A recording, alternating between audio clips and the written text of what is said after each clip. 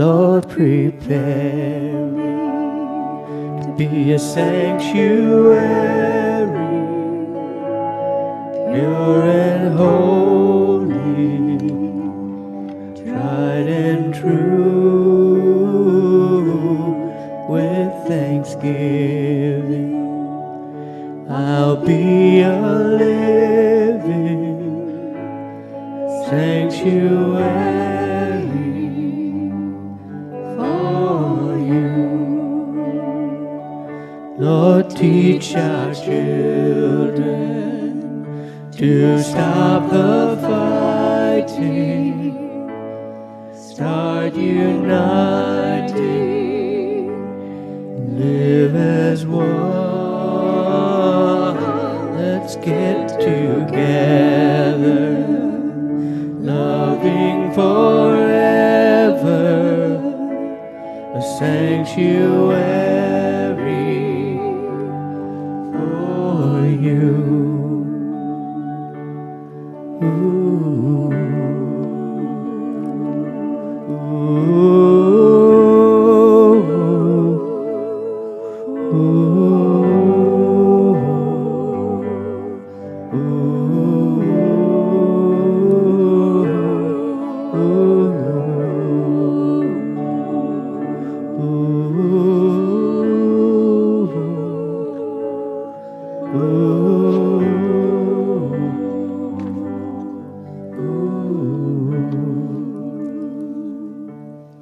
Lord, prepare me to be a sanctuary, pure and holy,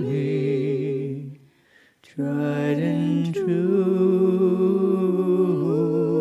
With thanksgiving, I'll be a living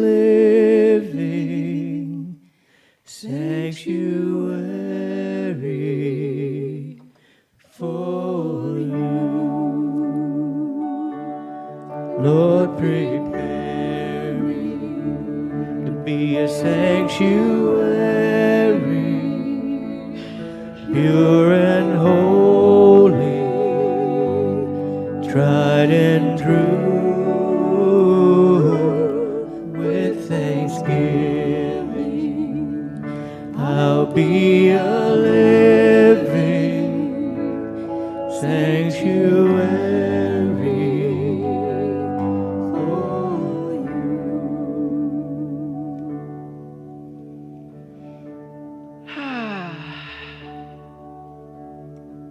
As we come into this sacred time and space, arriving at this holy sanctuary, the sanctuary that is within our hearts, the sanctuary that is in the eyes of our friends here and those that we have just met or becoming friends. We are here to see truth and live truth. We are here to be supported in knowing God's presence in our lives.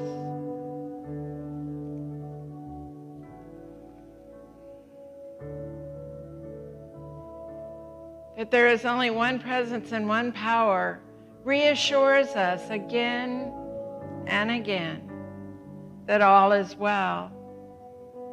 In this very moment, all is well.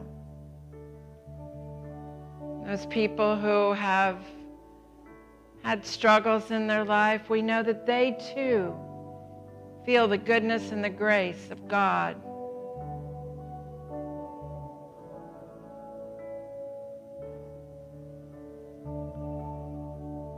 We experience a sense of peace in our minds and our hearts. We see peace expressing in our lives.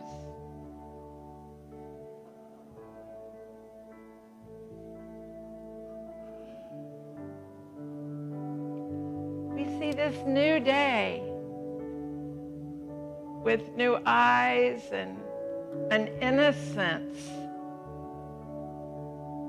as if seeing a flower for the first time, looking into a baby's eyes. For the first time, we see the innocence that is there.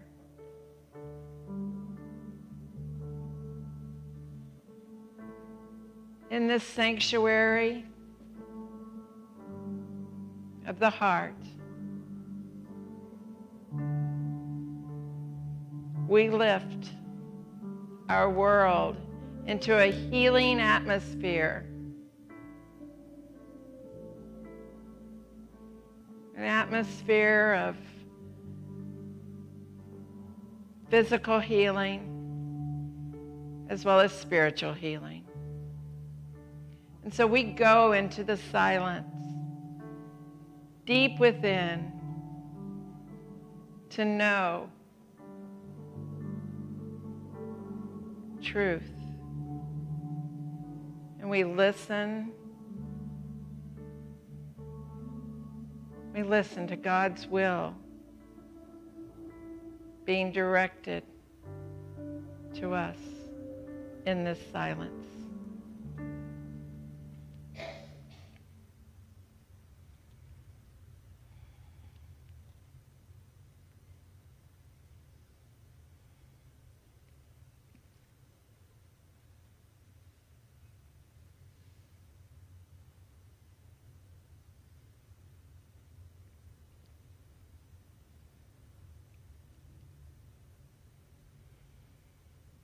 And we breathe.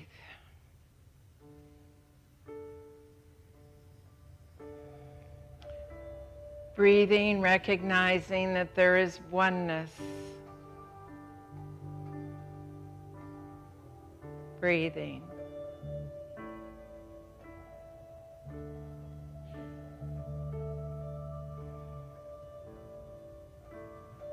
Breathing, recognizing that there is principle.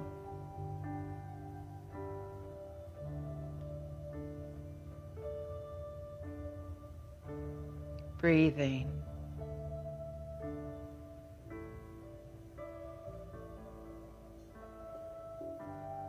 Knowing that there is wholeness and grace right here and now.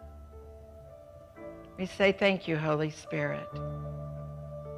Thank you, thank you, thank you for the divine guidance that is always present, with the love that always enfolds us, for the life energy that moves through our body to heal us and to restore our bodies. Thank you. And it is so. Amen. Good morning. How are you? I am so glad you're here, and I am so glad I'm here. It is just great to see all of you. We've been having a real good time, in my opinion, doing Eye of the Storm in both the service and then in the class. And so today we're going to go back and look at just a little bit, do a recap. I was talking last week about the 4 winds of conflict, those pieces that bring about conflict or that can lead us to conflict if we're not in a really healthy state of mind. And so those are those conflicts that can lead us to that. Now, if we are really in a healthy mood and and as Sally Taylor used to say, one of my mentors, if we're really prayed up, then we don't have to worry about this. But, sometimes we get a little busy and we're not quite as prayed up as we need to be.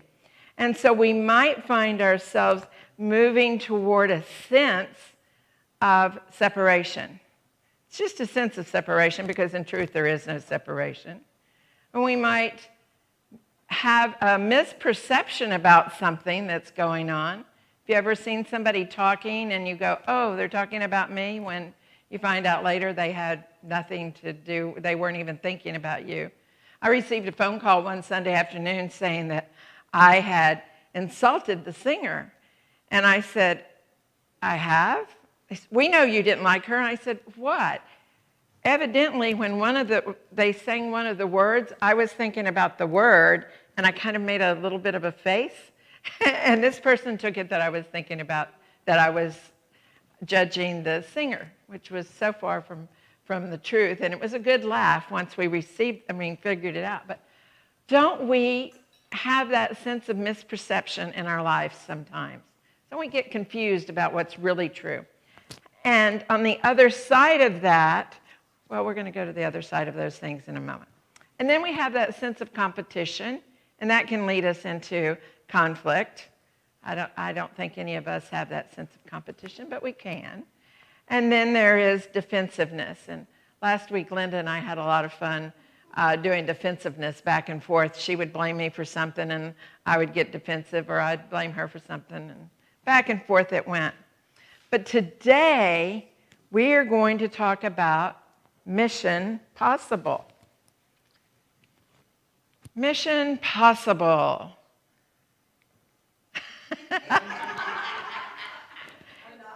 Or not. Okay, we'll see if maybe we can do something else here and have Mission Possible. There it is.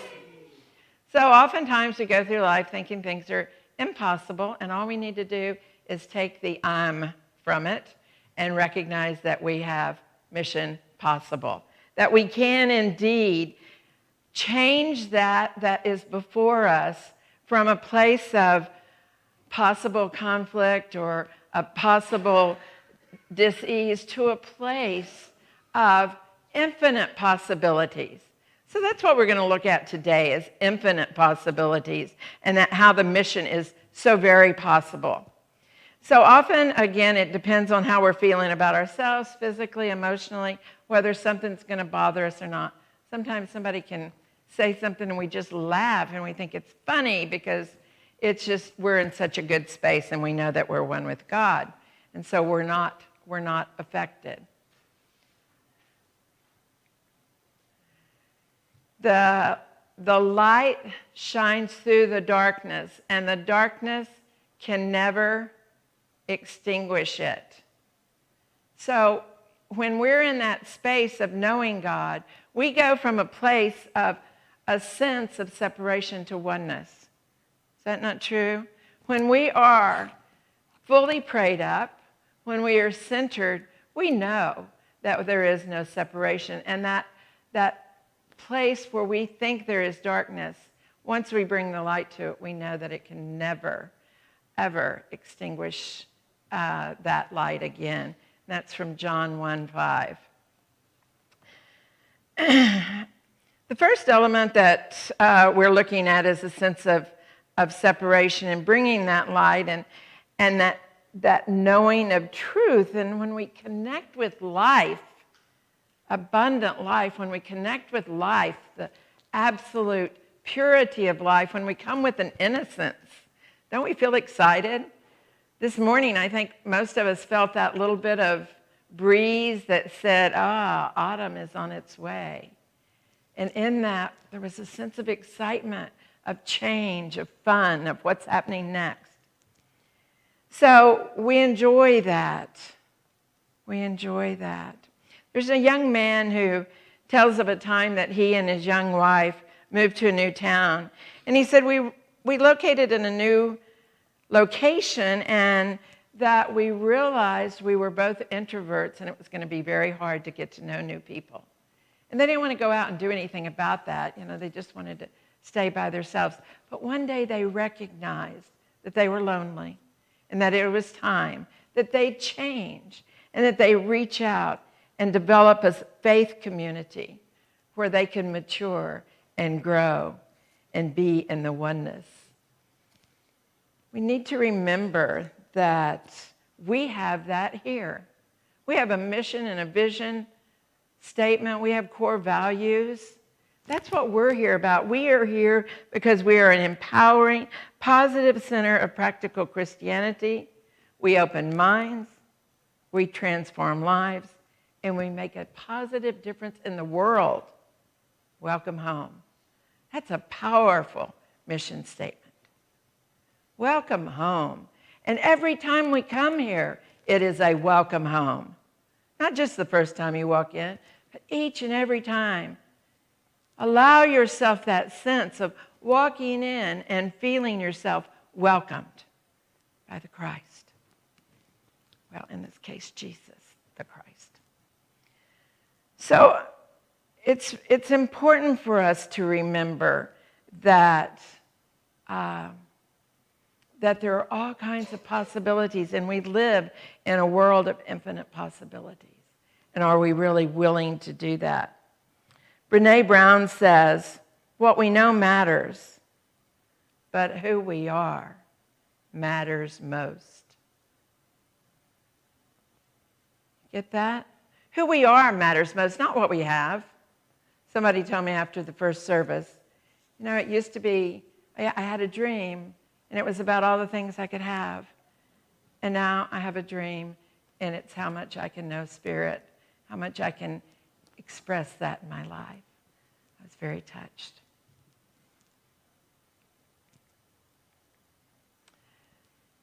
So we are all in oneness, and we can argue it, we can defend it, we can try not to believe it. But in 1 Corinthians 12:13, it says, in the one Spirit, we were all baptized into one body, Jews, Greeks, slaves, or free. We were all made to drink of one Spirit. I love that. That is so profound to me that there it is. It's saying we are all alike. And it doesn't matter about somebody's history or their bloodline or even their religion. We are all one. We are all one. And we are all one, and we're here to support and help each other. That's what this spiritual community is about. It gives us a place to be supported to grow. I hope y'all feel that and know that and take advantage of that versus coming and just being. Come and allow yourself the opportunity of working with others. Our class this afternoon, that's what we do. We work with each other and we support each other. It's an important piece. So I have a story to tell you about somebody who was trying to do it alone. And I think we can all understand that we sometimes forget. And this is a good story of that, and that maybe we'll never do that again. Because, dear sir, I am writing in response to your request for additional information for my insurance claim. In block 3, the incident claim form, I wrote, what caused the accident? I was doing it alone. You said in your letter that I should explain that statement more fully. I trust the following details will help. I am a bricklayer by trade, and on the date of the incident, I was working alone on the roof of a new 6-story building. When I completed my work, I discovered that I had about 500 pounds of bricks left over. I had to get them down. I had to get them down by myself, not only that. So I decided that I would put them in a barrel and I would lower them by a pulley. And I did this, and then I ran downstairs to loose the rope to drop the 500 pounds of bricks. And if you'll note, in square 22, I weigh 150 pounds. Due to my surprise after being jerked off the ground so suddenly, I lost my presence of mind and forgot to let go of the rope. Needless to say, I proceeded up the side of the building at a rapid rate of speed. In the vicinity of the 3rd floor, I met the barrel coming down. This explains my fractured skull and collarbone. Slowed only slightly, I continued my rapid ascent, not stopping until my fingers caught tightly in the pulley. In the vicinity of the 3rd floor, I met the barrel coming down, and that was just where I was. By the time I had regained my presence of mind, and I was able to hold tightly to the rope in spite of my pain. At approximately the same time, however, the barrel of bricks hit the ground and the bottom fell out of the barrel. Devoid of the weight, you can imagine what happened. The barrel weighed slightly over 50 pounds. I refer you again to the block stating my weight of 150 pounds. As you can imagine, I began a rapid descent down the side of the building, and in the vicinity of the third floor, I met the barrel coming up. This accounts for the 2 fractured ankles and the laceration on my legs and lower body. The second encounter with the barrel slowed me down enough to lessen my injuries while I fell into the pile of bricks. And fortunately, only 3 vertebrae were cracked. I am sorry to report, however, that as I laid there on the bricks in pain, I was unable to stand, and watching that empty barrel 6 stories above me, I lost my presence of mind, and I let go of the rope. The empty barrel weighed no more than the rope, and it came down upon me, and it broke both my legs. And I hope that this information is sufficient, and I can tell you that I am done doing it alone. So oftentimes we try to do something, and we need help. I do. I need help. I appreciate y'all. Y'all help me whether you know it or not. You may just be sitting there. You may have done nothing more than say hello to me. But we're all a spiritual community, and it makes a difference. So one of the other aspects of this process is misperception, which we talked about early on. And the way that we overcome misperception is that we go into principle. Misperception is overcome with principle. Seeing truthfully with the eyes of the heart will tell us what's really out there. Many times we see something and we think that it's as we see it, but that's not the truth. It's not the truth with a capital T. It is something that we've maybe been taught to believe, or something that looks as if it might be there, but in truth, we are in the creation of God, the good, omnipotent. So principle is another way of describing the nature of the universe, its order, its intelligence. It's another word for God, basically. So we want to find that place where we can remember principle in those moments that we're starting to forget who we really are. Brené Brown says, wholehearted living is about engaging in our lives from a place of worthiness. It means cultivating the courage, the compassion, and the connection to wake up in the morning and to think, no matter what gets done today, no matter what I leave undone, I know that I am enough. I'm going to wake up and I'm going to know that today I am enough, no matter what gets done or what's left undone. You are enough. Do y'all understand that you're enough? On those days that you're beating yourself up, do you understand that you're enough? Do you understand? You are enough as you are today. So misperception occurs when seeing is believing, which is what we call judgment. The human perception is incomplete. We do not see it all. We see but a small piece. If we could see the whole thing, we would know that all is well.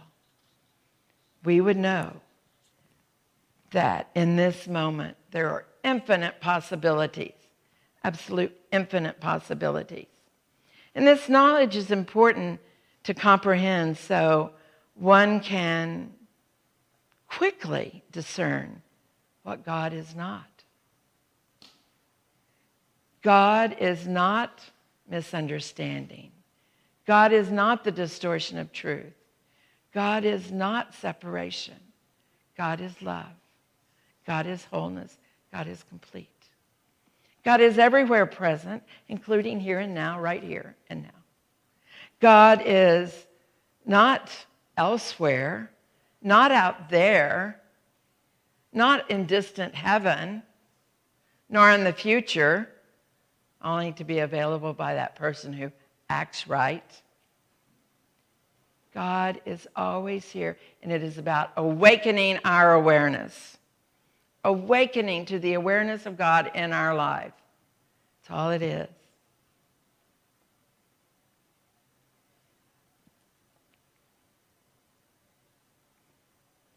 The presence of God is a quintessential of profound peace, a stillness and love. It is overwhelming. It is totally enveloping us, and it is love that is so powerful that it dissolves any remaining non-love held by the residual ego. God is love. If we can receive that and hold on to that completely. So there are so many things that we can't see completely or understand completely. And then what happens is we become fearful and we think there's not enough, or that we're going to be hurt, or that it's not going to work for us, or no one's going to love me. Oh, you found out that about me? Oh my, you're not going to love me? And so we get fearful. And it's not the truth. It is not the truth. So it is principle that moves us to do the right thing. So here's how principle works. Principle is a carpenter's level and a square, and it helps bring about a base, the solid foundation of a house. So we need these tools that are going to get us to the place that we need. Yes? And so here's another tool we've received in unity, a tool of holding the truth, of affirmations, of denials. Sally Taylor, again, that mentor, said, we can tell how somebody is doing by looking in their checkbook. Now, it's not about looking in the checkbook to see how much money is there. It's about looking in the checkbook to see how people are feeling about what's there and how they feel about their bills and how they treat their money. Do you wad your money up and throw it in the bottom of your purse or wallet? Do you expect that there's not going to be enough in your life? Do you really dislike paying bills? See, I love paying bills. You know why I love paying bills? A, I have the money to pay the bill with. And B, well, I have something. It's an exchange for something. That's all money is about, is exchanging energy. And who is our true provider? God. And so when we forget that and we get scared, we get to come back to principle. We get to come back to principle and recognize that it is God that is our true provider. It is there that we get to walk in faith regardless of how scared we are. It is there that we get to believe. We get to tithe. I never ask who tithes, but I'll tell you, tithing is one of the best principles there is. Tithing, giving. But here's an important piece. Maybe you're sitting there going, oh, but I tithe and I'm still hurting. We give and we share because God has given to us. We're not giving so what we get. We're not about, okay, I'll tithe and now I expect God to make me rich. I had a friend once, I new to Unity, heard as we give, so we receive, heard the principles of tithing and said, okay, I'm going to start tithing. And he would write his check every week. And every Monday morning he would run out to the mailbox waiting. He was without a job at the time, waiting for that job. He could not understand why his tithing was not working. He didn't have money, he didn't have a job, but he was still tithing. One day, he heard, oh, how do you give? Do you give in love or do you give in scarcity? Do you give because you're afraid? Do you give so that you can get? Or do you give because it is a spiritual practice? It is a spiritual practice. It is a principle. This person went on to talk to a minister who said, are you willing to give with love? And that took him a little bit of time to think about it. But he began to understand that he had been giving just so he could get. So he began to give in love. He gave up the idea of that there was going to be something in the mail that was going to save him. But that day he chose to look into a newspaper, and he saw a job that was very interesting to him. Not a job he was qualified for, but he was interested. So he wrote a letter and he said, I'm not qualified for your job, but I love the idea of doing this, and I hope you'll consider me. And they did. They hired him. And not too much longer after that, he met that woman he had been looking for, and he married. He quit giving so that he would get, and began giving because it was a practice of devotion to God.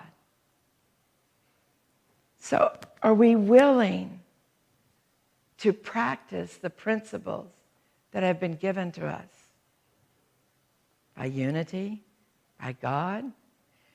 Gary writes in his book about, if you have $72, how prosperous do you feel? Maybe you feel great. You look in there, $72, okay, I'm good. I have nothing, I have to spend it on this moment. And then you think about the fact that you have groceries to buy, and there are those bills at home. And suddenly, maybe you don't feel so prosperous. What's changed? Nothing, except your perception of what is. So many times we decide something by belief, and then we go out gathering evidence. Okay, there's not enough, and let me prove to you there's not enough. And I can prove it.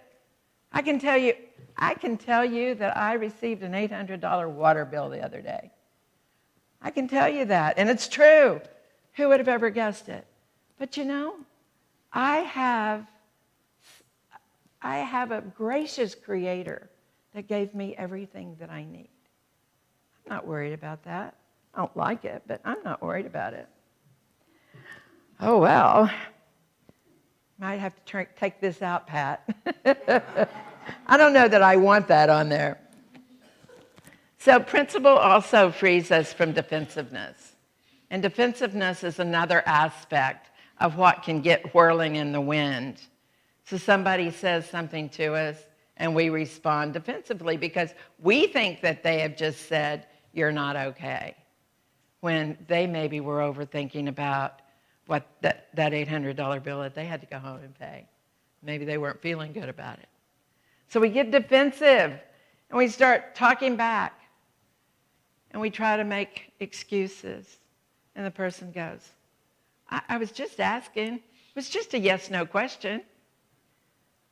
We can get very caught up in that. So what's missing for you in this moment? What's missing for you in this moment?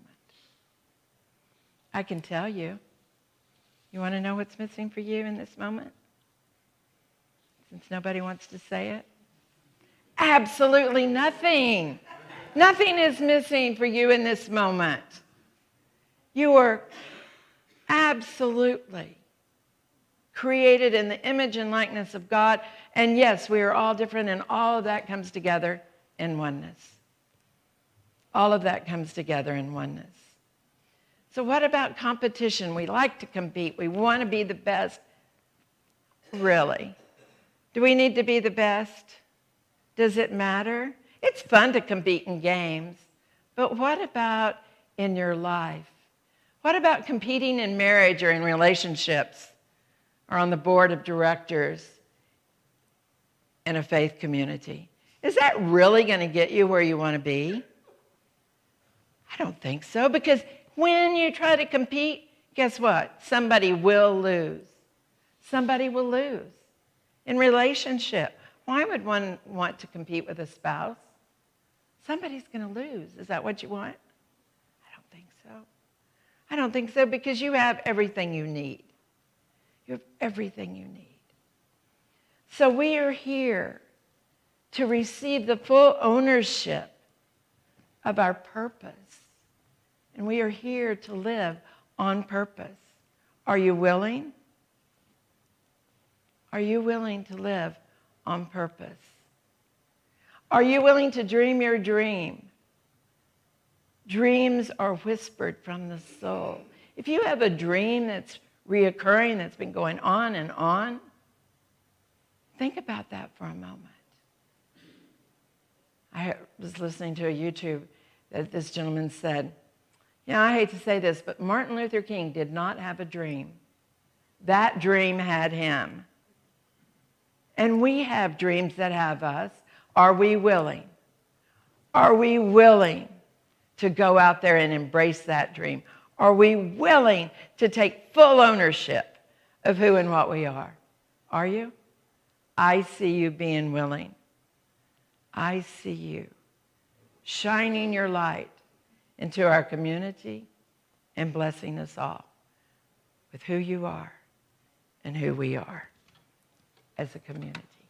God bless you.